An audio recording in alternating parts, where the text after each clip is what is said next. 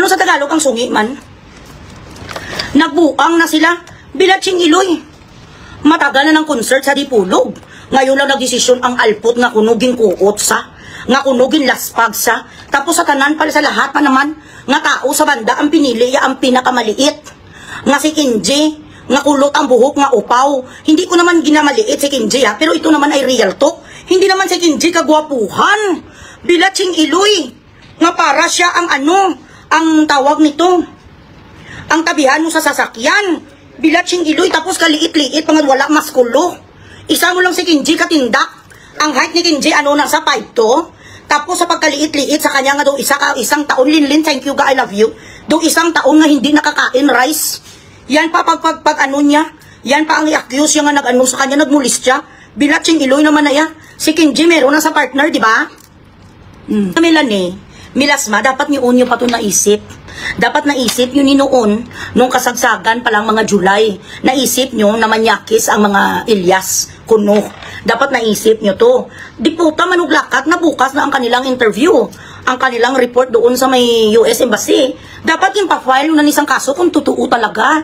Or kahit hindi totoo, dapat yung pa-file nyo na kay Kenji. Kasi sa lahat pa naman nga pwede filean sa kay Kenji. Si Kenji pang binigyan nila sang kasalanan. Si Kenji, sa totoo lang, I'm sorry, hindi ko ininsulto si Kenji. Pero kung isipin, si Kenji ay isang spare. Siya ay what you call this, second vocalist. Okay lang na yung wala siya sa show. Dahil siya kung saan spare tire, dapat ang kinlagyan nyo sa kasalanan ang mga nagagitara, ang naga-organ, ang drummer, mga ganon, yung may mga mabibigat na obligasyon sa banda. Bilatsing Iloy, malagay nila sa kasalanan kay Kenji, pang nga second vocalist nga backup. Again, hindi ko inunsulto si Kenji. Real talk lang to. Maghanap na lang kayo sa bigyan nyo sa kasalanan, yung somebody pa na okay lang kung hindi masama. Okay lang kung wala sa banda. For example, kasuhan nila for whatever reason, reklamuhan nila itong si Kenji. Kung wala si Kenji, dapat kung magkaso kayo, si Ilyas na lang agad-agad. Alam mo yung you can live without ng mga klases ang papel nila sa banda. Mga backup singer, madali na sila palitan. Hindi na sila integral kung tutuusin. The bass player gets more pussy than backup singers. Amo na saya ang totoo na istorya. Ganon sa sa life sa mga banda-banda na yan. Hi, Roses. Mga walang kwenta, napaka-obvious nga gagawa-gawa istorya. Tapos, bakit ginatago ang identity? Bilatsing Iloy, ilabas ang identity, hindi ka naman pinuwit. Bakit piningger ka ba sa sa pagkapangit pa Bilatsing Iloy sang kanilang script? Nga tuman, sandali lang pakinggan bala natin. Wait a second. Siguraduhin mo lang, Milo, gago, milasma ang Bilatsing Iloy mong manyakis ka. Pag in-interview mo ni sa galingan mo ang script kasi gagawa ako sang isa ka page, ilabas ko ang may ginakantot ka nga babae kag ikaw ginakantot din. Magawa ako sang isa ka page. Mag-invite ako sa mga tao para makita ako na ka rin kamanyakis ang Bilatsing Iloy mo. Kung totoo man na hinimas na sa ambigaon yung kasalanan niya, bakit sa nangalpot sa banda? Alam naman natin lahat na maraming babae ang dumapatay sa banda nga gusto nila makapagtsupa sila. Si Kenji ang gingawa mo nga kuwan nga makasalanan nga suspect kasi si Kenji ang nagasagot-sagot sa iyo. Ang dere sa mga banda, puro sila lahat mga bulag, pipi at bingi. Si Kenji lang ang nagapalag kung tutuusin kasi hindi niya nakaya ang mga ginagawa-gawa mo nga storya. So sa lahat nga tao sa banda, ito pa ang backup singer nga pwede ni saya nga wala siya. Kung isipin, kay may isa pag ika-backup singer, di ba? Si Kenji sa sino ganing isa? Mayora Emotera, hi, thank you. Oo, kaya si Kenji ang gingawa niya sang story, kagago-gago. Bilatsing Iloy. Tapos ngayon ginasikret pa sang ulol. Anong ginasikret mo? Hinipuan daw siya na namitan ka man. O bakit ngayon ka na nagreklamo nga alpot kapag palagay natin totoo Pagpalagay natin ng totoo, tinamatay kang alpot ka, huy bigaon, burikat. Anong ginagawa mo sa van nila? Gaano ka to sa van? Hakaplog. Habigaon nga manog tsupa sang tarugo. Bakit nagsama-sama ka sa kanila sa van? In the very first place. Hinipuan, maganda. Siguraduhin mo lang Bilatsing Iloy kang mukha mo do si Brooke Shields. Na kailangan kahipuan ang bigaon ka. Baka hinipuan ka kay ginahipo mo rin ang tarugo nga gusto mo patindugon kag tsupaon. Tingnan natin, Ben. Kung ano ning salita ni Melo, kapangit sa bunganga. Melo, bakit gano'n ang itsura sa bibig mo? Mabalagay ka dito sang sang gums. Ang pangit mo, tingnan mukha ka matandang lalaki nga 77 years old. Nagreklamo na lang kay Melo pa. Saan ang blatter report mo? During the said situation, did you go to the police station to file a report that you were sexually assaulted? In the event or after the event occurred, where did you go? Did you file a report in the barangay? Did you go somewhere else? Did you go to a medical legal? Did you go to a fucking OB-GYN, GYN? Did you go to an obstetrics gynecologist? Gimpacheck mo ang suso mo kung namaga? Gimpacheck mo ang utog mo kung namula? Baka nag-inflame ang tinggil mo, baka gimpinger ka kay kun ako. Kung ako ang magsinungaling, maging sexually assault ko, sabihin ko, pinasukan, bilatsing iloy, sang 3 katarugo ang putay ko sabay-sabay. Yun ang sasabihin ko, correct? Sabay-sabay po pinasok ni Elias, ni Dave, tsaka ni King J ang kanilang tarugo sa putay ko po sabay-sabay. Kaya nawasak po ang putay ko kasi malalaki ang kanilang mga titi. Ganyanin ko, ang isa po pinatsupa ako, ang isa naman po kinpasok sa putay ko, tapos ang isa naman po sa puwet. Yun pong ginawa nila sa akin sa van, dapat ganun ang mga script. Tapos pumunta po ako sa police station na pablatter ko, hindi naman po tinanggap sa Dipulo kasi idol nila si Elias, mga ganun dapat. Ang script. Grabe talaga po pinagawa sa akin, 2 po pinabakuy ko, tapos may chinitsupa pa po ako. Tapos dito po sa putay ko mayroong tarugo, tapos sa puwit ko pa po may tarugo din. 5 po kalahat katarugo, ginawa ko po nila. Ginawa ko nila butterfly. Dapat ganun. Para masasabi mo talaga putang naging gangbang siya. Talagang ginasa pa lang sa sang grupo. Kaya imagine may 2 nga ginabakoy. Tapos nagakuan pa sa, gatsupa pa sa. Tapos may saputay, may sapuit, 5. Wala kawawa. Diyos ko, grabe naman niya ang banda. Ginsabay-sabay naman nila yabilatsing iloy kantut ang isa ka babae kasi ang ganda-ganda. Ang kamukha sang babae do si Marian Rivera. Kaya hindi mo talaga hindi mo masta kung bakit nalibugan ang banda sa kanya kasi maganda sa Nagrayna sa Flores de Mayo. Ganun. Pag dapat ginalabas mong itsura mo, paniwala po na ako ay pinatsupa. At ako po ay ginpabakoy sang 2 katarugo, pinuwit po ako, tapos ginsangsang pa sa putay ko, tapos nagtsupa pa po ako. Because I'm beautiful, dapat ganun.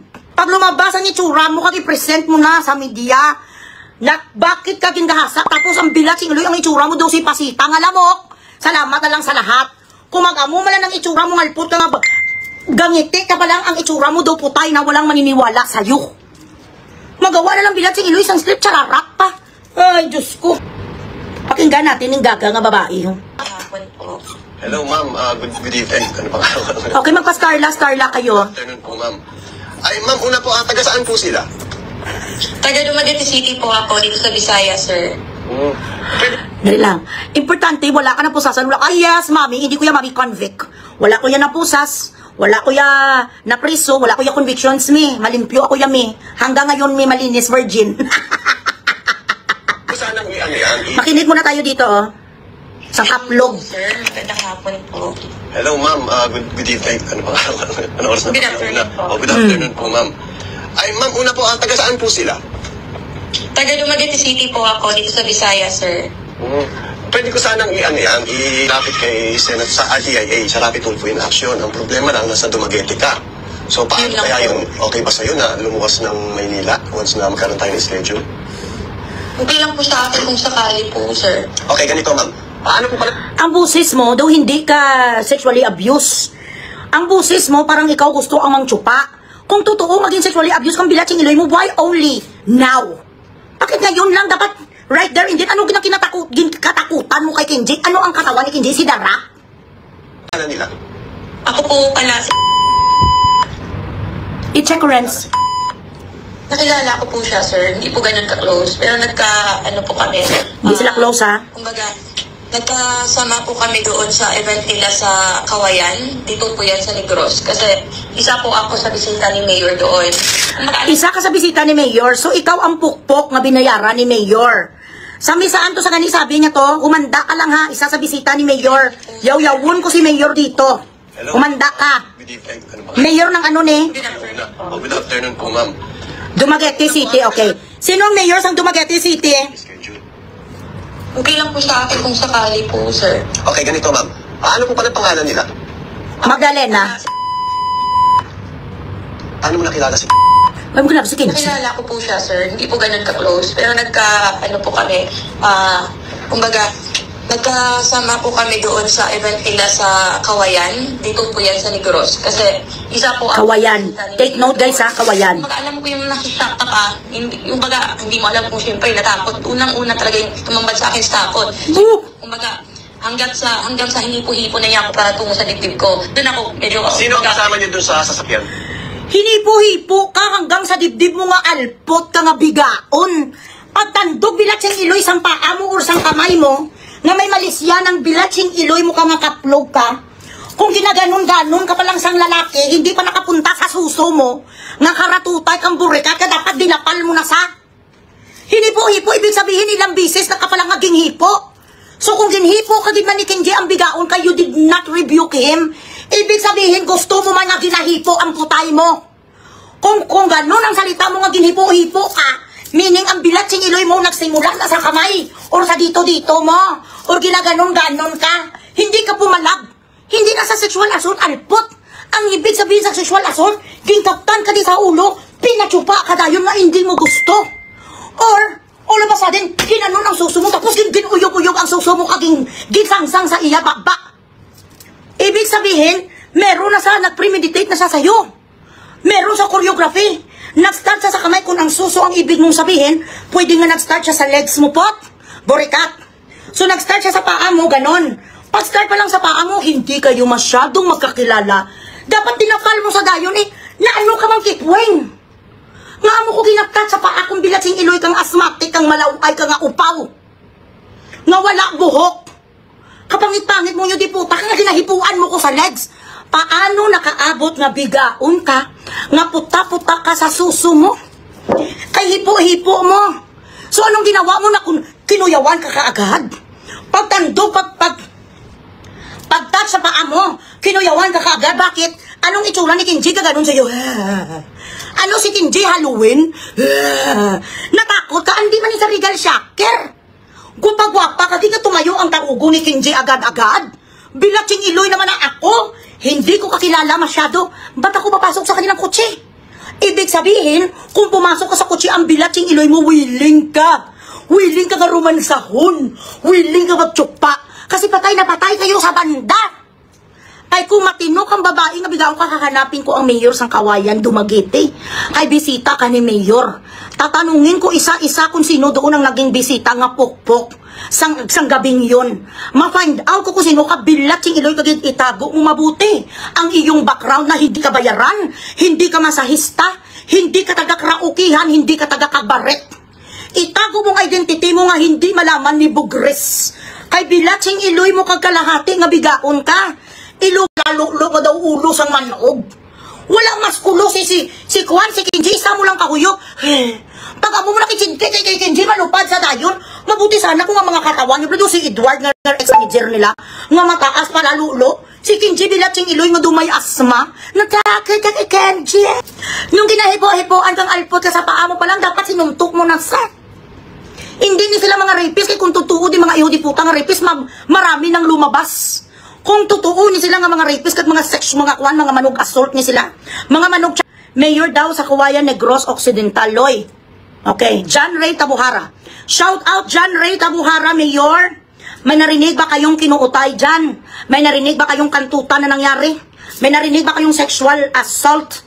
Nung pumunta dyan si Elias Ban sa inyo, mayor. Kasi kung totoo, gitman, nga maging sexually abused ni sila, kaaway ko sila. Aawayin ko ang banda kasi I am for women. Pero kung may nangyari, kung nagbulag-bulagan ka, mayor, biradahon ta ka.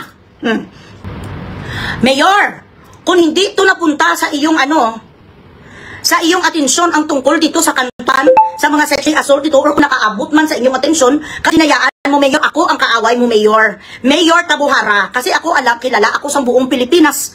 Nga pagdating sa mga babae, alpot, bigaon man sa klase sa pagkababae, tutulungan ko na sa kung totoo maging chansingan. Pero the moment na tinatch ang paamon, nakuyawan ka kaagad kay King J. Bakit ano kalaki si King J bilatsing iloy? Ito si Darak. Yun di puta. Kabakul sang istorya, hindi makapanipaniwala, iyot ta. Municipality of Kawayan, Mayor John Ray Tabuhara. Mayor, paki-investigate kung sino ang naging bisita mo, baka pukpok na sang gin-invite mo daw or mga masahista. Kasi Mayor, one way or another, I'm going to find it out. Those people that you invited during your fiesta maybe, or this event or something during the concert of Elias, and I am going to get to the bottom of that. Two things only. This is twice to bit. Kapag napunta sa atensyon mo ganung nangyari at hinayaan mo, bubugrisin kita. Kung hindi mo alam na may nangyayaring ganito, and ngayon mo lang nalaman, dapat umaksyon ka. Kaya kung hindi mo pag-aksyonan, Mamasamain ko yan. Biradakon taka lahat nga kirida, lahat nga kabit, baka bakla ka rin katulad ni Jinggoy, lalabas dito sa live ko yor. Mahirap kalaban, do not be in the bad side or dark side of Bugris. Now, kung walang nangyari ganon, kailangan mo gumawa ka ng official statement na during the concert of Elias TV, there is no such thing that occurred during their visits. Kailangan yor magsabi ka nga wala kuya sa may gin-invite nga isa ka taga-kraukihan, nga isa ka babae nga nagsama ka ni Elias because nung nandito sila Elias, pinakain ko at dinala ko sa kanilang hotel. Dapat may ganon yor. But let us see how this event is going to unfold. But I am just warning you, kung nakaroon ito sa a little bit of noise at hinayaan mo, ako tayong dalawa ang mag-aaway. At ito ang sa babae, ito nga alpot, siguraduhin mo nga kamukha mo si Gretchen Barreto or si Claudine or si Kate. Siguraduhin mo nga ang suso mo size 75. Siguraduhin mo nga malaki ang suso mo, maganda kabila ting Iloy. Ang shape ng mukha mo daw si Reese Witherspoon. Ang puwit mo daw si Jennifer Lopez na talagang titindig ang tarugos ang isa kalalaki. Dahil pag ang itsura mo daw si Pasita Lamok Bilatsing Iloy, pag na ganito ang itsura mo nga gaga ka, correct, bakit ngayon lang sa nagreklamo?